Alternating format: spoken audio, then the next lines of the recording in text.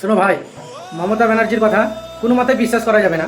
যেহেতু ও বলেছিল এসআইআর হতে দেবো না, এসআইআর এর নামে এনআরসি করছে, ডিটেনশন ক্যাম্প তৈরি হচ্ছে এবং বলছে যে আমি ডিটেনশন ক্যাম্প তৈরি হতে দেবো না, অলরেডি শুরু হয়ে গেছে।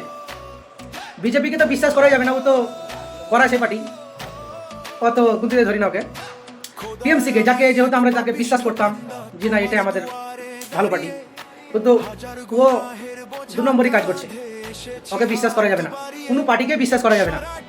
নিজের অধিকার নিজেকে বেছে নিতে হবে, কারণ এখনকার যে পরিস্থিতি চলছে এই পরিস্থিতি হালকার মধ্যে নেওয়া যাবে না। কারণ যে আপনার নাম এসছে বলি যে আপনি পাশে দাঁড়াবেন না লোকের, এটা কখনো না।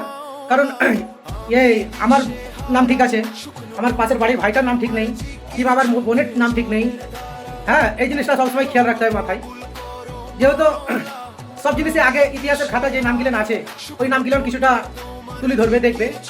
যেহেতু এখনকার টাইমে পড়াশোনা তো মানুষ কম না, আর নিজের বিবেককে কাজে লাগিয়ে মানুষকে ভোট দিবে।